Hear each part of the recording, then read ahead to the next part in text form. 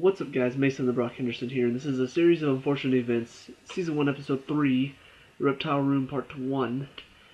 And I really don't know where this is going anymore. I mean, I figure they're going to keep the story from the books. They're going to keep all of that. You know, they travel from Guardian to Guardian. All of these Guardians are nice people. They're keeping track of them, but then Count Olaf shows up and wrecks everything.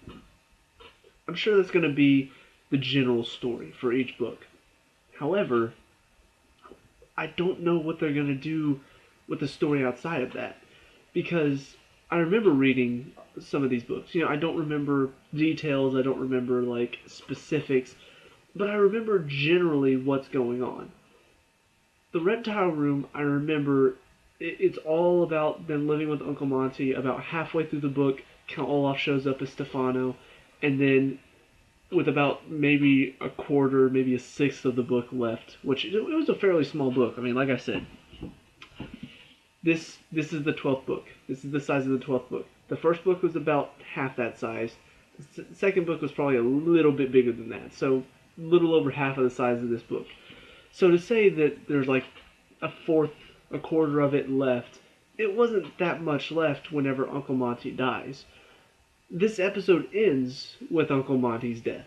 So, how are they, I'm wondering what else they're going to do in this next part of this episode. I don't know what they could possibly do from here, so I feel like they're going to add a whole lot more with the VFD stuff, with the secret organization, Count Olaf, the henchmen, their parents. I feel like they're going to start adding a lot more of that stuff in because, yeah, the book is kind of small, so to tell the story, they just kind of went through it and told everything up until Uncle Monty's death.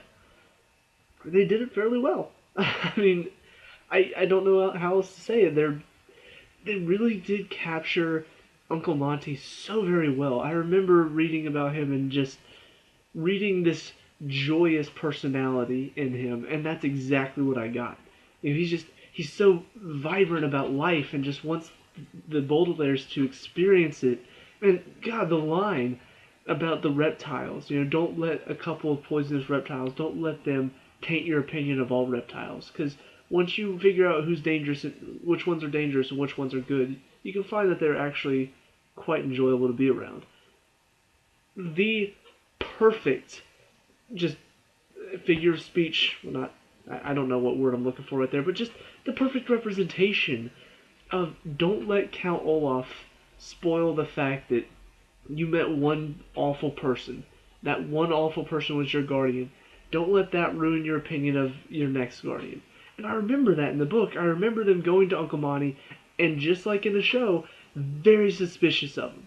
You know, even though he seems like he's all like, oh, hello, children, and like just ready to accept him in, they just came from a terrible, terrible guardian.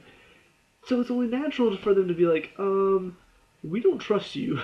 And they're very standoffish. They don't want to get too invested because they're worried, what if he's just doing this in front of Mr. Poe? Like, what if he's secretly got some sort of plan to take our fortune just like Count Olaf? And that line just sort of puts him at ease. Don't let one terrible person affect your view of everybody else. Because there are going to be terrible people. There are going to be awful people that are going to come into your life. Don't let those people affect your view of the next person you meet. I love that. It was brilliantly written.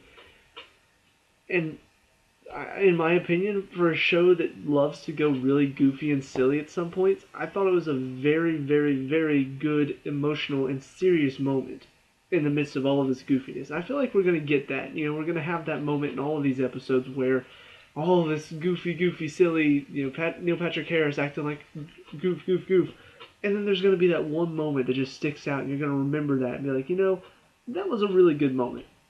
In the last episode, it was that moment where Count Olaf tells them his actual plan and shows just what a conniving villain he is. And in this one, it's that line from Uncle Monty. The rest of it, kind of cheesy, kind of goofy, but I like it. It's fun to watch. I mean, watching them go to a movie theater and Uncle Monty not even trying to be secretive about it. Like, this was written by Jacqueline and Gustave, who are both... I had to look it up. Gustave was actually his Monty's assistant in the book, and he turned out was drowned by Count Olaf, which we saw him getting shot with an arrow and falling into a pool in the last episode. And so Jacqueline, I was like, is she? And then it turns out she's not in the books at all. Like she's the new character that they brought in for the show. Pretty welcome. She's interesting. She definitely caught my attention last episode whenever they tied her to a tree. She pulls it out of the ground and tracks down Gustav. I was like, okay, there's something different about this woman. She is a fighter. But we see them putting on this movie, and Uncle Monty takes them to the movie. And I remember something like this. I don't remember exactly how it was in the book, but I remember something like this in the book where there's something where he starts to see a message about Count Olaf being a terrible person or something like that. I don't remember exactly what it was, though. I don't know, maybe it's just stuff's mixing together. But they go to this movie. Gustav and Jacqueline are in the movie, and there's a secret message for him to look through his telescope and see what it is. And it's just so funny. In the middle of this movie theater, this guy pulls out this telescope and just like... I mean, could you imagine if somebody started doing that in your movie theater? Like, all of a sudden this guy sitting in front of you, you're just looking at him as he pulls out a telescope and... Like, what are you doing? You can't see? You need a telescope to see? It was just so cheesy, but funny. Really funny. And then there's this old woman who... Apparently her life is really boring and she needs more out of her life. And so they're interrupting the movie and she's like, shh. Every single time they start talking. I don't know, it was kind of fun to watch this entire scene go on. And then on top of that, on top of all of this funny, cheesy moments, there are a couple that do stand out as kind of painful to watch. Like there are moments that you can tell are extended to sort of fill the running time. Like the scene where Count Olaf is explaining, I'm from the such and such. They're all S's. It's like, oh, you're from. It's like it's pronounced. And he's like, you mean? So, no. That went on for like probably a minute, and it didn't need to. So there are a couple scenes like that just extend much longer than they need to. When Monty's pretending like he's doing some weird opening combination to get the door open to trick Count Olaf, that probably went on a little bit longer than it needed to as well. But it's still funny in a goofy way. I love the fact that they're sticking to that theme. They're not trying to make it more serious, and they're not trying to make it more grim or anything like that. Which I do have to wonder how they're going to handle some of the later books, because I do remember some of the later books as being very, depressing at some points. So I don't know how they're going to handle some of those scenes later on. But I love the fact that they are just sticking to their guns. They're saying, you know what, it's goofy, it's cheesy, but we're going to stick with it. Neil Patrick Harris, in my opinion, not the Count Olaf I was 100% expecting. There are moments where he does seem like Count Olaf, but there are others where I'm just like, I don't think that Count Olaf would do that. I don't think Count Olaf would call shotgun. There are certain scenes that it's not the same Count Olaf I remember, but I don't mind that as much because I realize they are trying to do their own little twist on it. It's not exactly like the books. They are putting their own little spin on it, and they're doing a good job of making sure that they're sticking to it. They're not saying, oh yeah, we're going to do this. Oh, you know what, people may not like that, so we're going to go back on that and do something different. No, they're saying, this is what we're doing. How is it? And in my opinion, it's fine. It's nothing disgracing the book. There's nothing in it that is, completely abolishing anything the book was trying to do. There still are depressing moments. There still are serious moments. There still are funny moments. It all feels very genuine with what the books are trying to do. So I know I keep talking about, the books, but in all actuality, that's what I want to see. I want to see them do the books justice because, in my opinion, the movie did not. And so seeing this, this Netflix show manage to do the books somewhat justice, not 100% by the books, but still honoring them, still honoring what they were doing and the story they were telling. Yeah, it's good. It really is good.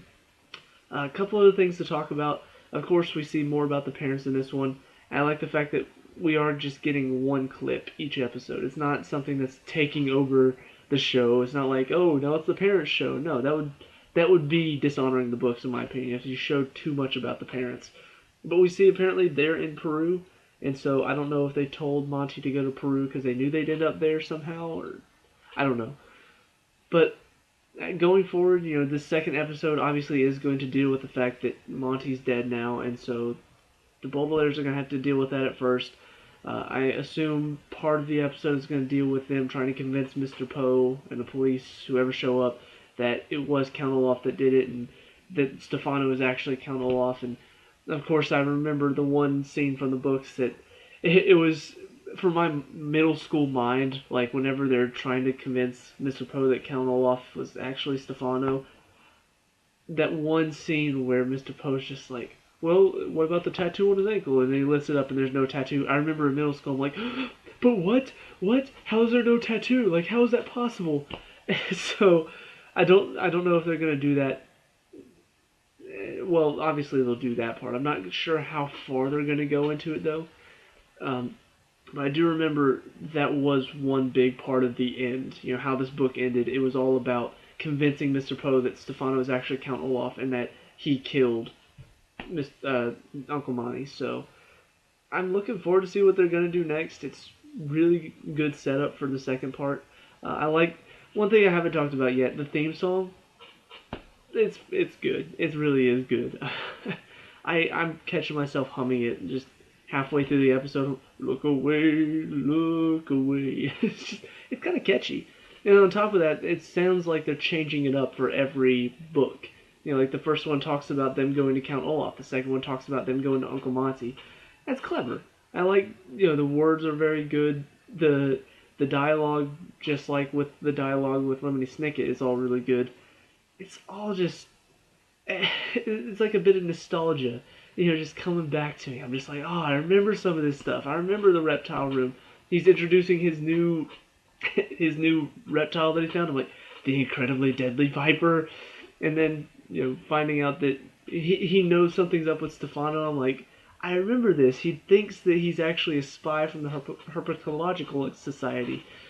I remember some of this stuff. Like, they are taking key elements from the book and putting it in there, and that's enough for me. They don't have to follow it 100%. They're doing enough to remind me of what made the book so much fun to read. So, yeah, I feel like I'm just heaping praise, more and more praise on it, and I'm not really reviewing the story. But to be honest, the story is pretty self-explanatory. They go to Uncle Monty's place. Count Olaf shows up as Stefano. He convinces him that, well, he thinks he convinces him that he's just his new assistant. Uncle Monty thinks that he's actually a spy from the Herpetological Society, and in the end, they go to a movie theater with some secrets from VFD and the parents, and that's about it. It's fairly straightforward. The story was never anything too, I'm not going to say complicated, because some of the organization stuff did get complicated near the end, but I will say starting off, the story was very simple. It was very much just they go to this Guardian, Count Olaf shows up, messes things up. Go to this Guardian, Count Olaf shows up, messes things up. So that's something the shows do really well right now. They're just capturing the feel of how the books went. This is how it went. It's so simple. And they're doing such a good job. I can't stop talking about it. It's just so good. Okay, I'm done talking about it. I'm done just praising it, because I know you guys want to hear more about actual review stuff. I'm trying to think. There's one other thing I wanted to talk about. Oh, the performances. It's something I wanted to mention in the last episode, but I didn't because I got so caught up talking about other things. The kids playing Violet and Klaus, and then of course CGI baby at times, and then real baby at other times. It's interesting because there are moments where you see they're a good actor and actress. These two kids that are playing the Baudelaires. And then there are moments where it just feels like they're kind of robotic almost. And at first I'm like, that line was said very weird. And when you hear it at first, you're kind of cringing. You're like, it could have been said better. But then you see the next scene, whenever it's not so much a dialogue heavy scene and just sort of talking to each other. There's some sort of conversation going on. There's no real interesting or, I guess, information giving out. And I think that's where I once again, kind of in line with the books, the dialogue was always sort of stilted, even in the books. Like the kids didn't really talk like kids, and whenever they're talking not like kids, that's whenever you're just kind of like, that line sounded weird. And I think that's part of the point. Again, the moments that are kind of cringeworthy and that feel weird, I think it's done on purpose to make it seem like these kids are weird. And that does fit in with how these people react around him. Mr. Poe, even though there are moments where it should be obvious that something is wrong, he looks at these kids and he's like, those kids are weird. And so it kind of makes sense why Mr. Poe isn't 100% like, oh, I need to check on them every single day, every day, make sure they're doing okay, because they're kind of weird. And if you were having to hang out with these kids all day and they just went off and did their own little thing, one kid was sitting there with glasses and talking about all these weird, nerdy things, and this girl just tied her hair up and started inventing things out of nothing. And they had a little baby that they carried with them all the time that had two sharp teeth and just bit into anything. Yeah, you'd probably be like, I'm gonna go over here. So I like the fact that there are lines that show why nobody really wants to, obviously the Guardians want to help them, but adults like Mr. Poe or Justice Strauss, when there are moments where they're trying to explain, no, this is Count Olaf, and they're just kind of like, okay, sure, yeah, whatever. It kind of shows why. These moments where they're acting more like adults than kids and they're talking so robotic and weird, that's part of why. And yeah, that's about it though. So, let me know what you guys think down in the comment section below. What did you like and dislike about this episode? Let me know, we can talk about and discuss all that good stuff. Leave a like and subscribe for future series of Unfortunate Events reviews, and I'll see you at the next one. Peace out.